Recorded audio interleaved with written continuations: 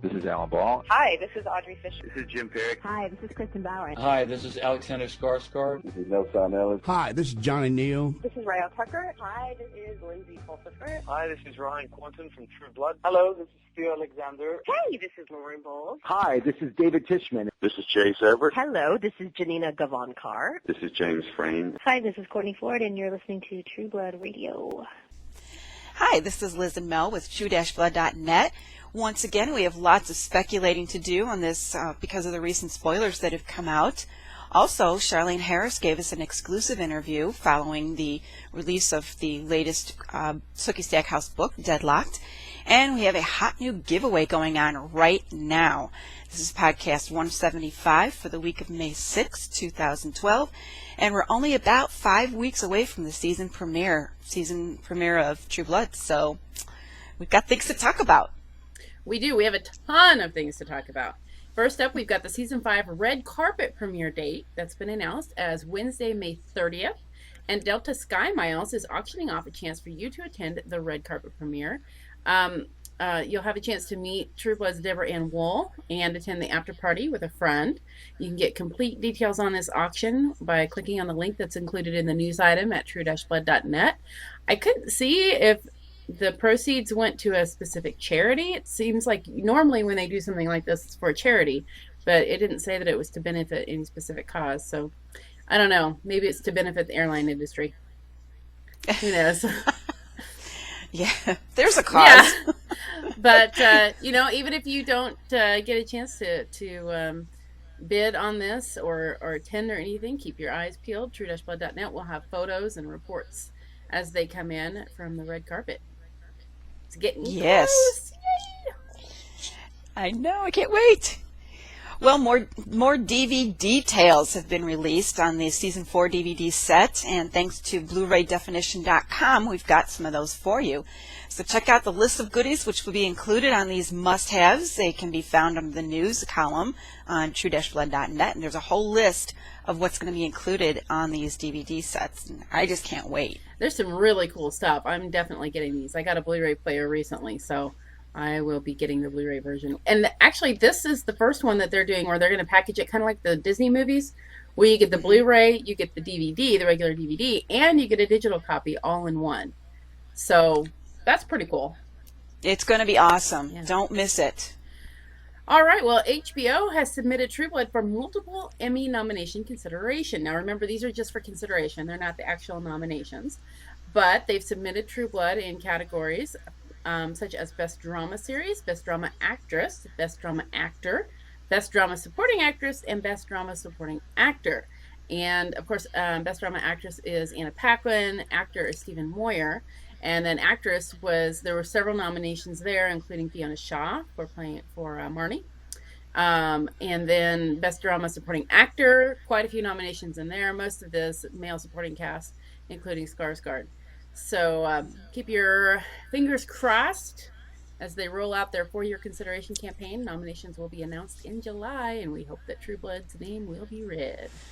Yeah, they're going to be up against some stiff competition, Yeah. but True Blood can win. They can win. I think they can at least be nominated. I don't know that they could actually win, given the liability of being labeled a genre show. I don't know. True. But yeah, this is the Emmys. Right. Not People's Choice. Right, and not, Saturn and that sort of thing. So right. I thought it was really smart that they submitted Skarsgård under supporting, because in lead he doesn't have a chance. There's no way. Hugh Laurie's going to be nominated for the last season of House. Right. John Hamm from Mad Men is eligible this year. He wasn't last year. And Breaking Bad, I think it might be the final season for Breaking Bad, or I don't know. I don't watch that show, but Bryan Cranston is a shoo-in for a nomination for that show. And then there's a lot of other heavy hitters. So, bless Moyer's heart, I don't think he's got a shot at getting a nomination up against those heavyweights. So supporting actor is the way to go if they want and supporting actress too, because I don't think Anna's got a chance either. Unfortunate, but Yep. It's not us. We're not the ones making the nominations. They didn't. Just because we love them. Yep. They didn't ask us who should be nominated. But Right. I do think that Skarsgård has a fighting shot, and Nelson Ellis is also being submitted for consideration, and he could very well get a nomination. He had a lot of interesting things to do last season. So remember also that this is for season 4 because, of course, season 5 hasn't aired yet. So. That's right. That's right. And Nelson really showed some chops last season. He did. He had a lot of things to do to show his acting range. A lot. So that could happen. It could happen. Oh, yeah. Well, with the release of Deadlock last week comes a brand new interview with Charlaine Harris herself. And we submitted some questions for her consideration. You know, actually, it's kind of cool that she gives us this opportunity with every book that comes out. I just feel kind of giddy. Yeah. Whenever, you know, I don't know. I just think it's special, and I just really appreciate when she does this for us. So anyway, some of the things that she's talked about, she touched on, of course, she couldn't say too much because we interviewed her before the book came out. And even though so we she posted it afterward, but we wanted to be, we wanted to be as non-spoilery as we could, and we still need to be, since we're in the non-spoiler section here, and some people still haven't read Deadlock, so. Right. So, you know, the questions are all posted in our, you know, under our news and interviews, and, you know, you can find it there. But the final question that we asked is, we wanted to know what she hoped the readers would take away from this novel when they finished it. And her reply was, well, I hope that readers will be interested in discovering the final resolution of Sookie's long journey, what her fate and that of those around her will be. But aside from hoping that Deadlock primes readers for the final Sookie, I hope they enjoy the book simply for the adventure it is. It stands on its own pretty well, and I'm very happy with the way it turned out. She did take a lot of time with this book, especially because she knew that she was setting it up for the grand finale, and you know, this was a big book.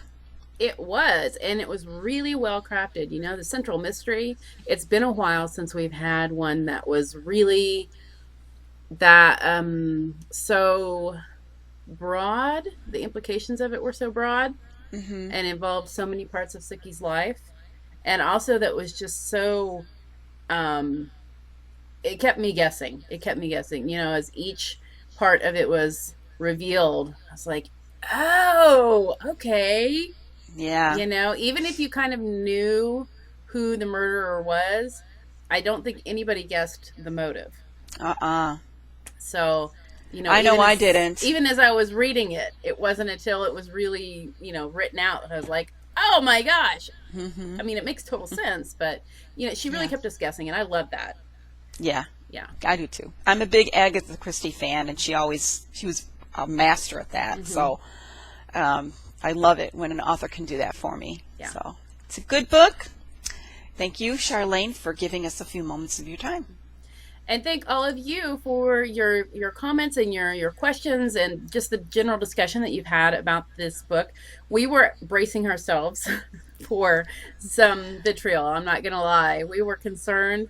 And I hope that in our last week's podcast, which is completely spoilery, if you haven't read Deadlock, you don't watch it until you have.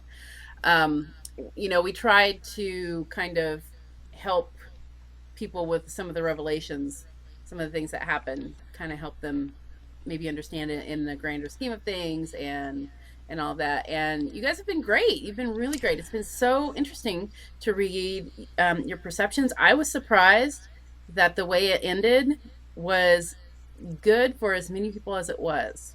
Yeah, I was too. And, you know, you guys had a lot of great insights, and a lot of you were not completely surprised. No, which is the sign of a good writing, right? Yeah, absolutely.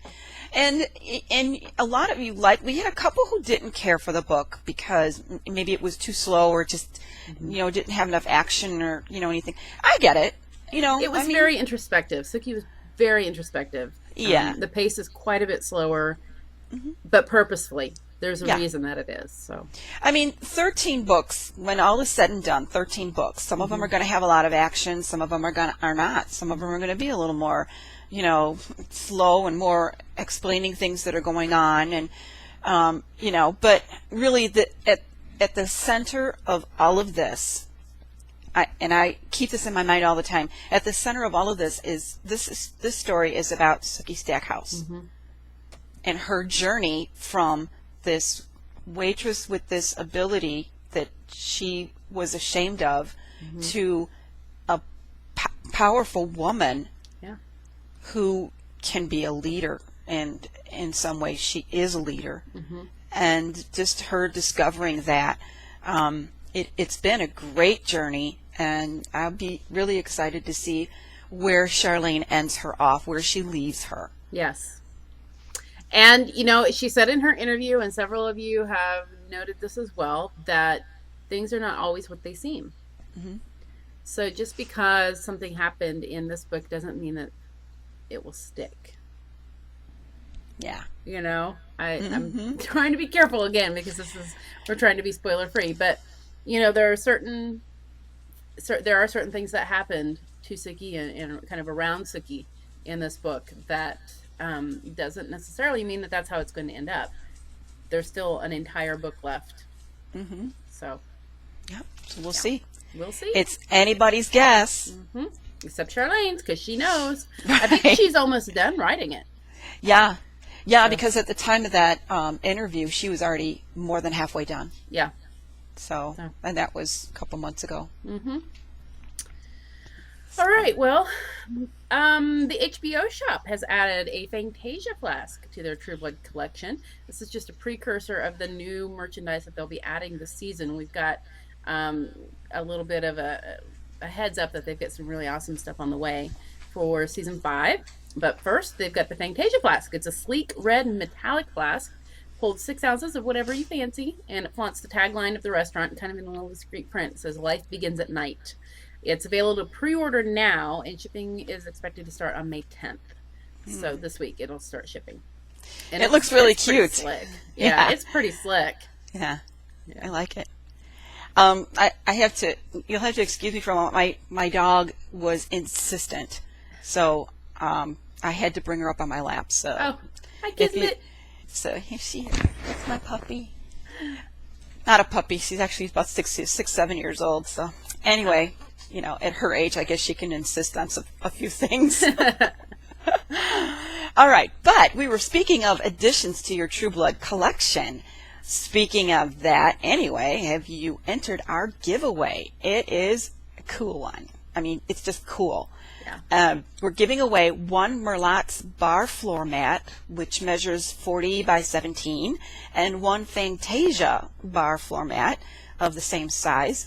The mats are made with a foam rubber base and a printed polyester face, and they are machine washable, which is really cool. So they are provided by the HBO Shop, and they're the perfect additions to your True Blood decor, especially if you have weekly parties when you watch the show, or premiere and finale parties even. It doesn't really matter. So, and I have a couple of friends that do that. So to enter, head over to True-Blood.net, and in the comments section, tell us what you'd like to see in the HBO Shop. What are your ideas for merchandising that you haven't seen yet that you'd like to see? More details, of course, can also be found in the contest post, and the deadline is Thursday, May 17th at 11:59 Pacific time. So you still got some time, but hurry. There are some really awesome ideas that you guys are putting out there. I think probably my favorite so far, and it's only been open for a couple of days, but my favorite idea so far is like a Transformer Alcide, where he turns into a wolf. How cool would that be? I know. I love it. I love want that. It can be done. Come on, guys. I want it. I know. I would love it. I would love it. Very cool. Especially because he'd be shirtless. That's true. You'd have to take all his clothes off. That's right. Transform him. Oh gosh, we bad. won't go there. No. PG-13. We have a special offer for Sookie fans. You can get the audiobook version of Deadlocked for free. Check out audibletrial.com/trueblood for a free audiobook and free 30-day trial of Audible service. You can choose from thousands of titles, including all 12 Sookie books, including Deadlocked. Plus, if you've already read those, there's tons of other great fiction writers, helpful books on pretty much any topic. Visit audibletrial.com/trueblood for your free book. Yoo-hoo. All right, well, we're going to head into our spoilers section right now. Be sure to stop by, what? Lots of spoilers. Ooh, tons. And we're going to speculate on some of them, too. Be sure to stop by True-Blood.net because we've got a lot of stuff going on over there besides what we've talked about in this podcast, including 20 really hot photos that HBO released at the end of last week. I know. I'm so excited. He looks so good, doesn't he? Yeah. Yeah, he does. So get your first look. They're nice big photos, and they're over there posted under our photos column. So get on over there. But meanwhile, we're going to head into our spoiler section. So if you don't want to be spoiled, go on and shut us off, and we will see you next week. And thank you for joining us. However, let's get into these spoilers. Well, first up, we've got we had a video that came out. Oh my goodness, excuse you.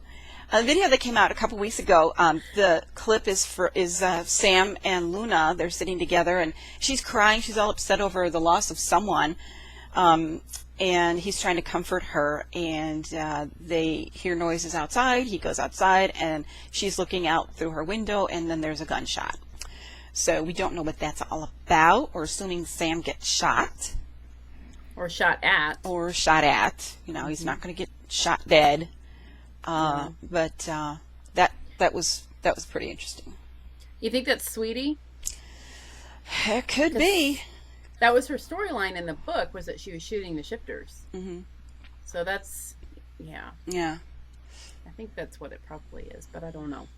It certainly is a disturbing 30 seconds of footage. Thanks, True Blood. Yeah.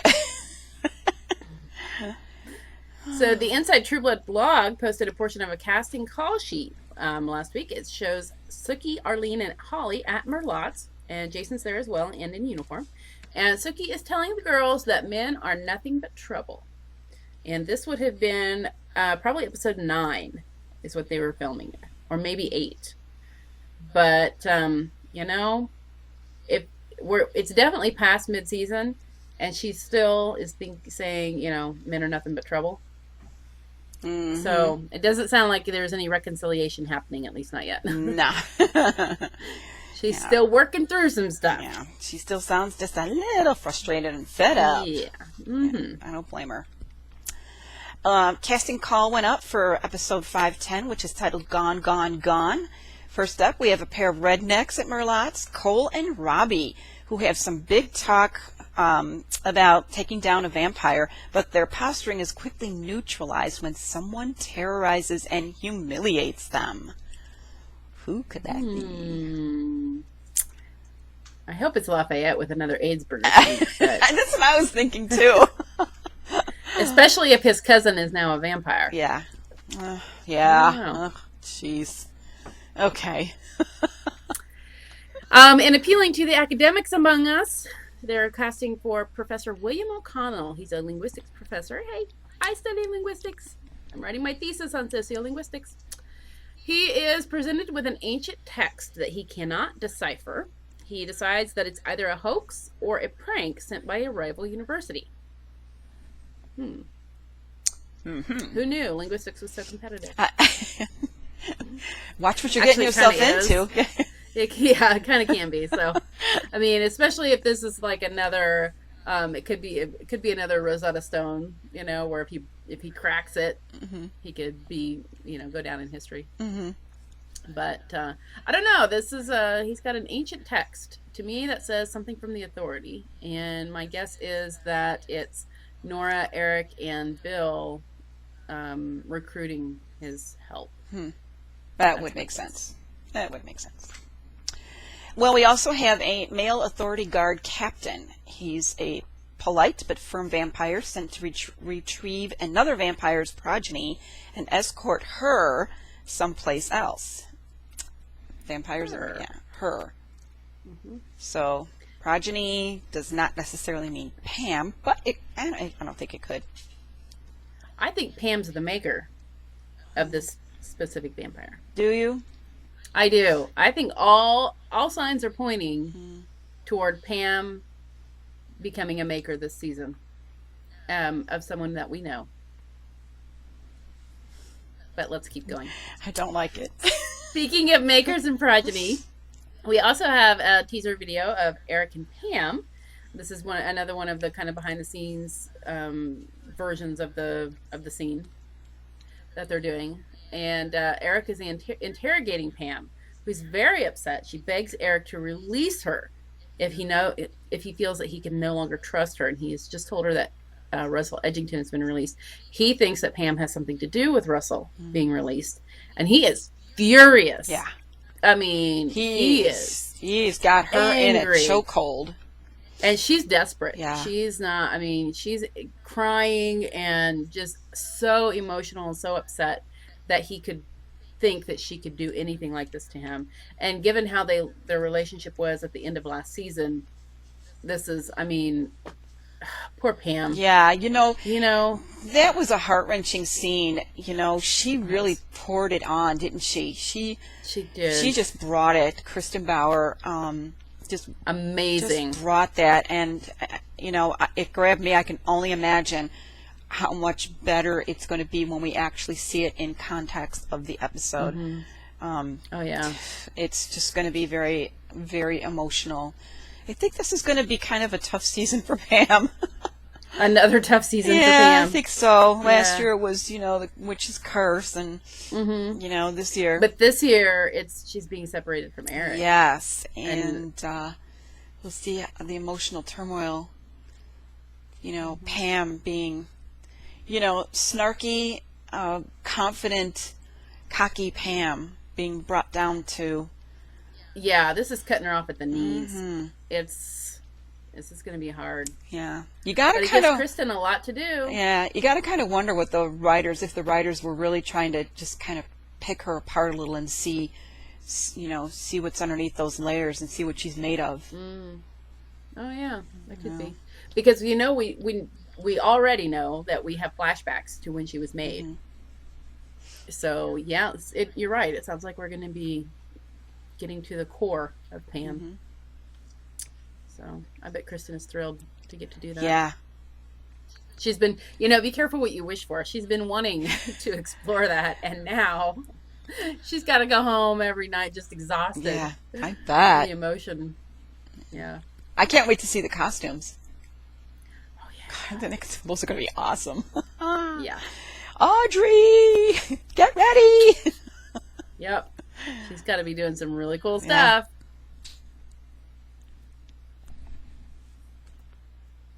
Blue is still you, Liz. Oh, I skipped down too far. Sorry. Good Lord. Well, in yet another video clip, we see a ceremony taking place, presumably involving the Authority. It's what it looks like. And we get our first look at Chris Milani. Woohoo! In fangs. Yikes. We also see Nora and Dieter, who is played by Christopher Heyerdahl. So, and a couple other people that they kind of panned around. We didn't really recognize him, but I think Salome might have been in there, but I don't recognize that actress yet, so I'm not 100% sure. Yeah. But Lucy Griffith's Nora, she's definitely there. Yeah, so it looks good. I mean, it's it really doesn't give away too much. It just looks like it's a ceremony. I don't know even what the ceremony does or what it's for. But he's definitely there as the Authority. Well, he's giving that woman a drop of his blood. Now, if he's the Authority, what magical properties does his blood have? That's got to be a tremendous honor. She must have done something. I mean, is that like being knighted? Yeah, maybe? I don't know. I didn't recognize her. I didn't either. So, I don't know. Maybe I don't know. I can't even speculate on that. Oh, I cannot wait. But what I can say is it's really strange to see him as a vampire. Isn't it strange? Yeah. Well, it kind of is, but he's got such gravitas that where it could have been kind of campy, it's not. It just seems natural and normal. Man. I think it's because he carries that kind of shroud of authority with him. That it's hard for him to look ridiculous. Well, no. I didn't. I didn't think he looked ridiculous. I just thought it was just strange to see him after seeing him, all these years as, a cop. Stabler. Yeah. Yeah. It's just weird. It's just a little strange and a little shocking when the fangs came out. It was kind of like, whoa, okay. I think I've just been so excited to see him that I'm like, bring it on. Yeah. Boy. Whatever you want to show me. I'd love to. It's awesome. Wouldn't you love to have an opportunity to talk with him and see, how he felt about just being in that and doing that. It's just, I don't know. Yeah, it's been radio silence from him. Yeah, and Christopher Heyerdahl too. There's another one. He's not. Yeah. He's not a stranger to sci-fi and fantasy characters. He's, of course, he did Twilight, which. Oh right. Yeah. I didn't see it. I just saw pictures. Yeah. Same here, but I know he's in Sanctuary. He's in Sanctuary, and he's done a whole lot of other things too. So, and he's, usually a, other human type character, non-human type character. Right. So, it'd be just interesting to talk to him and see how he sets this apart from everything else he's done. Well, speaking of non-human, we have an additional casting call for episode 509. They're looking for a female Caucasian in her 20s to play a fairy. She's described as radiantly beautiful and British. So a little bit more going on with the fairies. Yeah, and that could turn into a recurring role. So. Yeah. It sounds like they're kind of trying to make up for what they did with Claudine. Yeah.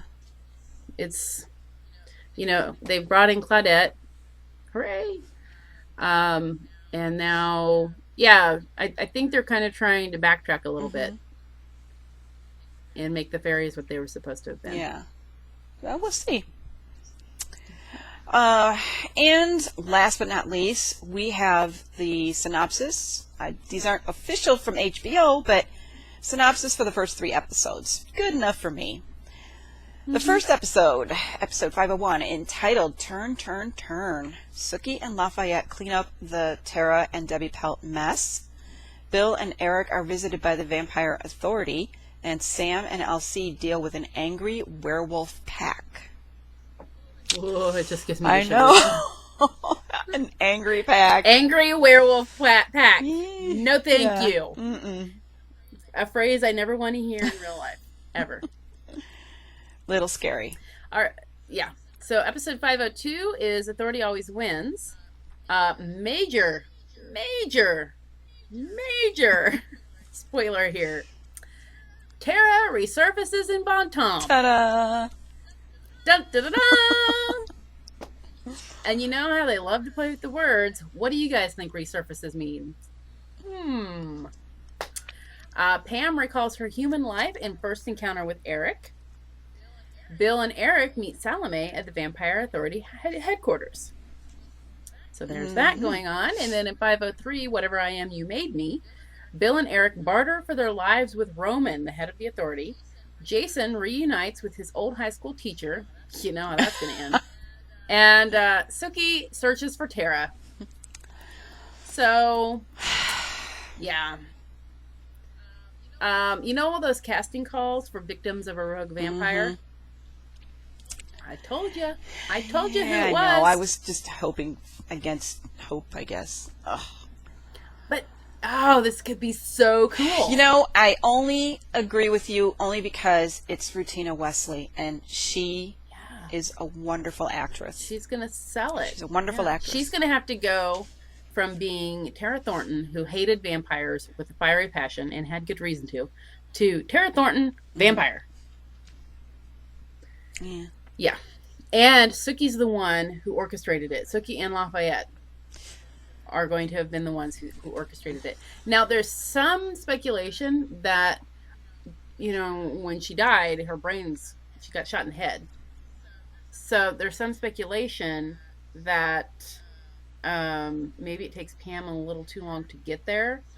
So she's not quite right when she turns, when she's turned. So she might be the Bubba character. Now that I'm not sure that I'm okay with. Yeah. That feels a little like it feels a little bit like stereotyping, to be honest. And I just don't see that happening with this show. Or if they do it, it's gonna have to be in a way that's not like Bubba. Yeah. He can't be treated like, it could very easily turn into kind of the black minstrel show stereotype from the early 20th century, and that's not gonna fly. So they have to walk, if they're gonna go that route, they have to walk a really fine line. But I'm thinking that it's gonna be Tara out of control, which is also not new. Yeah. But this time as a vampire. And think Jessica when she was turned. Yeah. But more so. Just out of control. And if Sookie's trying to keep her a secret, I mean, Bill and Eric are gone. They're dealing with the authority. So who's there? And Pam clearly is going through something. So who's going to be there to help guide Tara? Who's left? It's Sookie. She's going to have to try to do it. Lovely. Sookie's going to get beat up again. Yeah. I'm sure. I don't know. I guess we'll just have to wait and see. Yeah. It could be really awesome, or it could be the worst idea they've ever had. And we've seen that before in other shows. Yeah. Well, we'll see. We'll see how it plays out. Only a few more weeks to go. Only a few more. I'm excited. I can't wait. There's going to be a lot of good stuff going on, though, this season, and I'm just really excited to see it all and, play out. So I'm getting more and more excited about pretty much every storyline. The more... Go ahead. I'm sorry. Well, I'm still not super stoked about the wearer shifter stuff, but we've talked about this before. It's on paper, it seems like it could be really compelling and engaging, but it's so hard to execute. Yeah. It's been mostly boring up to this point. Yeah. It's cool to see them change into an animal. And I liked how they used Sam's shifter ability to defeat Marianne. I thought that was really creative, the way that they pulled that off. But for the most part, I don't care. Yeah. I don't know. I am really interested to see the authority and all that whole entire storyline. And I am super, super stoked to see Bill and Eric working together. I cannot wait for this. I'm so excited for it. It is going to be the best. And bringing Lucy Griffiths in, I've raved about her before. Loved her in the Robin Hood, the BBC's Robin Hood. And I think adding her she's Eric's sister. She's sired by Godric also. So you've got Bill and Eric together, which is already going to be awesome. And then you add her into the mix, and I just can't help but think it's going to be friggin' hilarious. There's going to be some good stuff going on. I mean, you've got this brother-sister vibe going on, and then you've got these two boys that just can't stand each other but have to work together. I mean, how is there not going to be ample opportunity for her to just poke and prod and, It's going to be awesome. Cool. It's going to be awesome. Yeah. So, the thing that brings them together is their common enemy. Yes. So, it's going to be awesome. All right. Well, about 5 more weeks to go, and we'll be there. And premiere night is going to be fun. All right. We're going to do our live chat again this season during the show because everybody loves it. We have fun with it. And but right now, that's it for our show this week. Don't forget to bookmark True-Blood.net and keep yourselves up to date on all the news and the pictures and the video. You can also follow us on Twitter at True-Blood.net. and find us on Facebook as well. Convenient links are posted in the sidebar on our main site. And we'd like to thank you for watching, and we will see you next week.